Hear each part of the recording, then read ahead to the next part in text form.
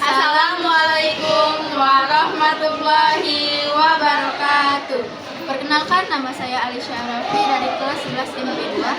Perkenalkan, nama saya Deca Anggaini dari kelas 11 MP2. Kami di sini ingin berdialog tentang pentingnya komunikasi di tempat kerja.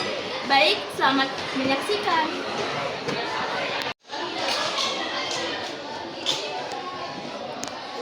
Deca, menurut kamu komunikasi di tempat kerja itu sepenting apa sih? Menurut aku, penting banget.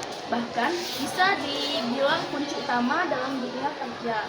Soalnya hampir semua pekerjaan itu butuh komunikasi. Iya juga ya. Aku pernah ngalamin gara-gara kurang komunikasi, kerjaan aku jadi berantakan. Serius, kenapa bisa begitu? Jadi, waktu itu aku dikasih tugas sama atasan aku, tapi penjelasannya kurang lengkap. Aku kira aku sudah paham, ternyata setelah dikerjakan aku dan salah. Nah, itu contoh nyata kalau komunikasi nggak jelas, hasil kerja juga nggak maksimal. Iya, jadi akhirnya aku harus revisi awal, buang-buang waktu saja. Makanya penting untuk memastikan kita benar-benar paham. Kalau ragu, sebaiknya langsung tanya. Aku tuh kadang suka nggak enak kalau nanya terus, nanti dibilang, ih nggak paham terus nih orang. Lebih baik nanya daripada salah. Itu juga menunjukkan kita serius sama pekerjaan kita. Bener juga sih. Selain itu, menurut kamu sikap dalam komunikasi penting nggak? Penting banget sih. Cara kita ngomong itu berpengaruh ke hubungan kerja kita.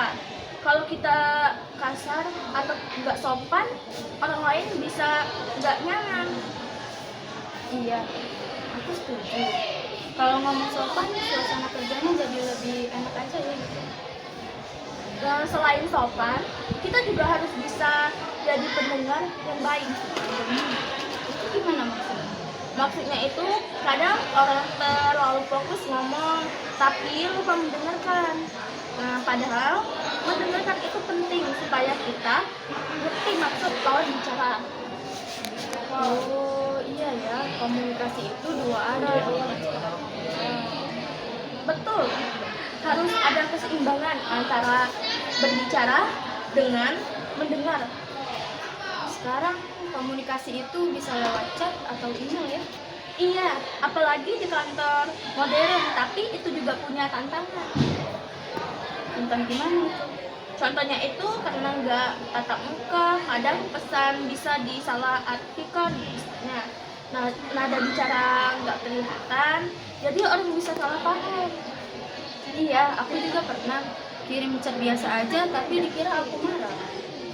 Nah, makanya kalau lewat chat atau email, kita harus lebih jelas dan hati-hati dalam memilih kata. Berarti komunikasi itu bukan sekedar soal isi pesan ya, tapi juga cara kita penulisan penyampaiannya. Ya, tepat banget, cara penyampaian itu penting. Kalau ada masalah atau konflik di tempat kerja, komunikasi juga berperan ya. Sangat berperan sih. Kalau ada masalah, sebaiknya dibicarakan dengan tenang, jangan langsung emosi. Kadang susah sih nahan emosi. Memang nggak mudah, tapi kalau kita bisa komunikasi dengan baik, masalah bisa diselesaikan tanpa memperburuk hubungan. Iya, daripada dipendam, masalahnya jadi lebih besar ya. Betul banget, komunikasi yang terbuka bisa membantu menyelesaikan masalah lebih cepat. Selain itu, komunikasi juga penting untuk kerja sama tim. Iya, dalam tim, semua anggota harus saling berkomunikasi supaya pekerjaan bisa berjalan yang dengan lancar. Kalau nggak ada komunikasi, pasti kerja tim jadi kacau banget. Ya, benar banget. Bisa terjadi miskomunikasi, tugas jadi tumpang tindih, atau malah ada yang nggak dikerjakan. Berarti komunikasi itu berpengaruh ke produktivitas juga ya? Iya, sangat berpengaruh. Komunikasi yang baik bisa meningkatkan produktivitas kerja. Dari semua yang telah kita bahas, bisa disimpulkan kalau komunikasi penting banget di tempat kerja. Betul, mulai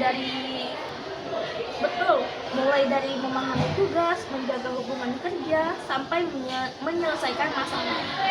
Jadi, kita harus belajar berkomunikasi dengan baik. Iya, seperti berbicara jelas, sopan, mendengarkan, dan memilih media komunikasi yang tepat. Setuju banget, dengan komunikasi yang baik, kerja juga terasa lebih mudah.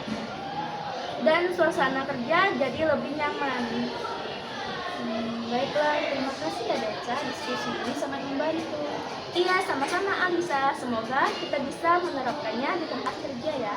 Amin, semangat kerja ya. Semangat juga.